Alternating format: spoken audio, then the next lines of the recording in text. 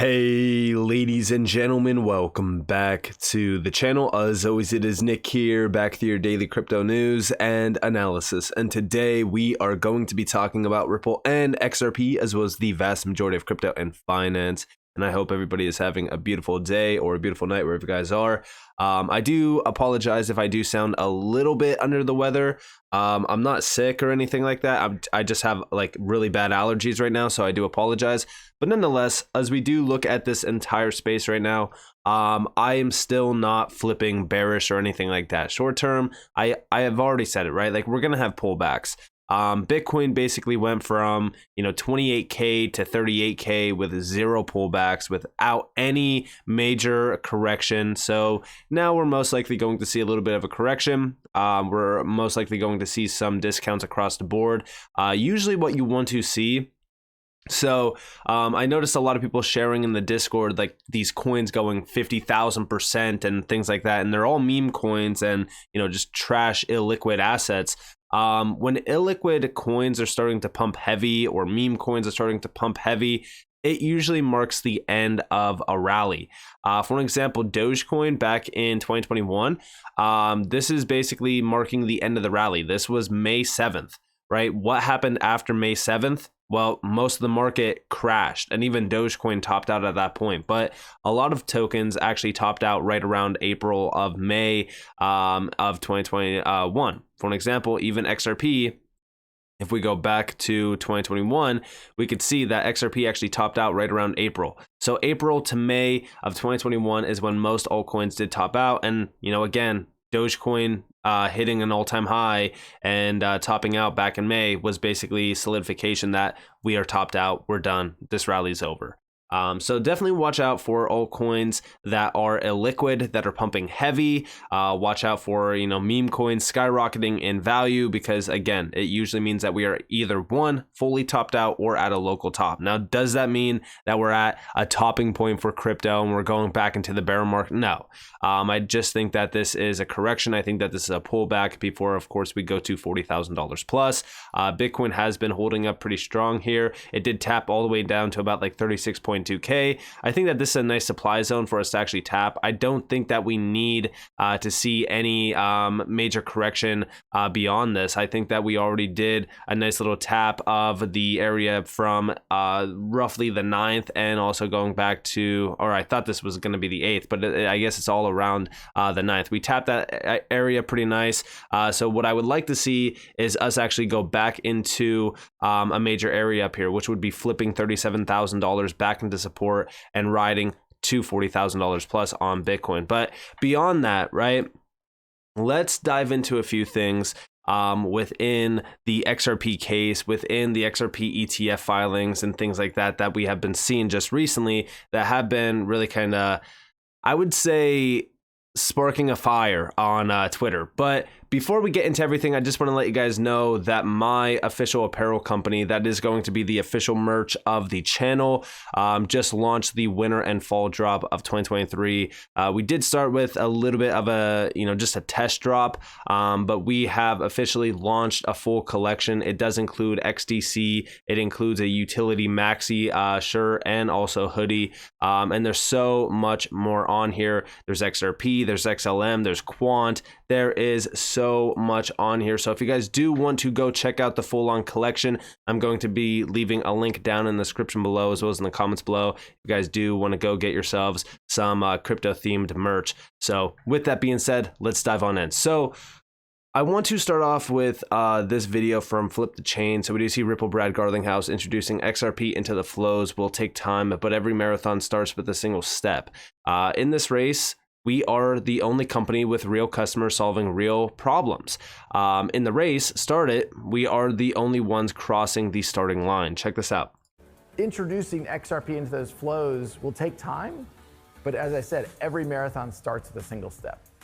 When I zoom out and look at where Ripple sits in the blockchain and crypto ecosystem, we are incredibly fortunate to be the only company with real customers solving real problems. That is at the early stages of that marathon, but there's no doubt that as we look at the race that has started, we're the only ones that have crossed that starting line. So there you guys have it, right? And This is an older video, I will say that, but it's a video that still kind of comes up in my thought process as well, because, there's not a lot of companies in this space that are doing real things. There's a lot of hype. There's a lot of hype without substance. And then there's a lot of hype with substance, but they're not really kind of, showing us that they already breached real world applications. With Ripple and XRP, we already know that this has been entrenched in the cross-border payment space for a while. They are changing the way that payments are made. They are changing the way that money is moved. And they're solving a multi-trillion-dollar problem. And what's crazy about all of this is, like, most people don't realize how big of a deal, their overall solution is for the cross-border payment space. First off, most people don't even know what the cross-border payment space is and what the value is of it. When you talk to somebody in, the real world, I always say, like, when you talk to normies, right? I call them normies. When you talk to somebody outside of crypto and you say, hey, do you know any utility gems in crypto? They're going to be like, what? You mean that scam market, that fake money market, that fairy tale money market? Like, that's what people look at crypto right now, us, right? Like, they don't understand it. Like, I just talked to somebody the other day about crypto, and they were like, oh, that's fairy tale money. It's like, okay, what makes it that? They're like, oh, it's all fake. What they don't understand is, like, this is technology, right? Like, this is not money. This is not currency. You could utilize it as currency, but the crazy thing about this is they will say that, but they don't realize that 40% of the US dollar has been, printed in circulation in the last 3 years, right? Beyond that, they don't understand that the US is in $33 trillion worth of debt. Nobody really wants to buy the US's debt either. And they want to print another $17 trillion in the next 7 years. And also, the central bank wants people to lose 2% on their savings in their bank account per year. But again, crypto is fairy tale money, right? What my whole point of this is that nobody actually understands crypto outside of crypto. So think about how early we are when we do talk about XRP. When we talk about how XRP could very well be $1 trillion asset, when we talk about how Ripple is going to be $1 trillion company, the future Amazon of the world, if you will. Like, this is when people will realize how serious this space actually was and what they actually missed out on. Because this is, in my opinion, one of the largest opportunities that humankind will ever see in the history of technology, because this is a once in a lifetime opportunity. I have always said that. But beyond this, right, let's talk about a few things. So we recently just seen an XRP trust filing for an ETF. This got posted by Whalewire. We do see it's been over 6 hours, and the iShares XRP trust filing is still actively listed on the ICIS Delaware website. If it was fake, it would have been delisted by now. Also, in order to apply, you must have 2 notarized witnesses, and the grantor must sign the documents, as well as registered agents verifying identity of client before serving as their agent to file. The only source claiming this application is fake is one single dude who happens to be a Bitcoin maxi who claims he spoke to BlackRock directly and they told him. The news is likely real. Just look how feral they become when the narrative shifts away from Bitcoin and to Ripple. And again, we also do see down here, BlackRock told us the XRP filing is false. Can you share publicly? BlackRock told us in an email that it is false, but there was no email shared. There was no nothing. Like, we don't actually have proof that this is real or fake. I'm honestly neutral on it right now. We do see over here from Moon Lambo. This is what bothers me about this whole thing, XRP. I'm still assuming the filing was fake, but I won't pretend to understand how someone can pull off a fake filing like this. If the filing is real, then super. But this whole situation is absolutely bizarre. And it definitely is. Like, we don't know if this is real or fake. Fred Rispoli, which, if you guys know the XRP lawsuit, Fred was coming up in discussion quite a bit. Incredible individual. Definitely go follow him if you haven't already. My thoughts on the iShares XRP trust story. It is indeed on the Delaware Corp Commission website. I search this all the time to look up the right entity to sue in my legal cases. Could someone file a fake entity? I'm only familiar in filing these in CA, California, and Arizona. And yes, I could easily file a fake entity on a real corporation commission website in those states. Maybe it's hard to do in Delaware. The XRP trust filing, which is from the 13th, matches the Ethereum trust filing from the 9th exactly, except to date of filing and also obviously the name of the trust. The Bitcoin Trust has a different registered agent than that listed in the Ethereum and XRP Trust. Searching the SEC Edgar site, iShares Bitcoin exists, but Ethereum and XRP Trust do not. However, the Bitcoin Delaware filing preceded the SEC registration statement by 7 days, which was from the 8th and also the 15th of June. And we do see no trademarks have been filed for iShares Bitcoin, Ethereum, or XRP Trust. A lot of iShares products don't have trademarks, although some do. I saw the Bloomberg article that said a spokesperson for BlackRock denied the filing, but it was behind a paywall and I could not read it beyond the first paragraph, which had no source reporting on who the spokesperson was, which is why, you know, this idea of this email is so ridiculous. It's all behind a paywall. But forget to add that an XRP trust wouldn't be entirely new. Remember, there was a Grayscale XRP trust for 4 years.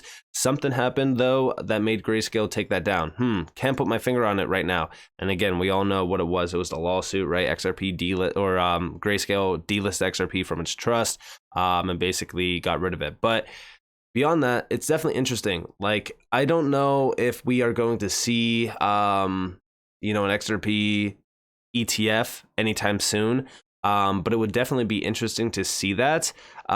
Personally speaking, I don't really care about ETFs. You guys know me, I've already talked about it. It's great for short-term pumps and, short-term gains, but at the end of the day, I'm not really a big fan of ETFs. I've already gone over this. I don't think that these companies like BlackRock and Vanguard and State Street and all of these, major corporations that own, very large percentages of the world, I don't think that they should be the ones having these ETFs. Think about it. Like, it's literally giving control to Wall Street to be the ones that are actually getting rich off of crypto. Like, that should not be the case here. But again, maybe it's just me being stuck in the old ways of crypto. Maybe I need to, wake up and smell the roses and say, hey, let's welcome in BlackRock and Vanguard and State Street so that they could pump our bags, right?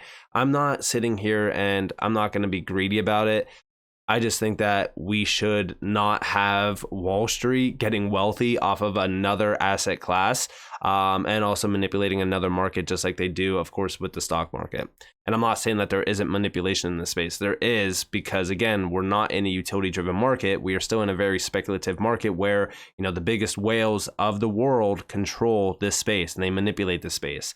But outside of this, the overall SEC case as well is ongoing, but for the most part, listen, this case is wrapping up. It's nearly over.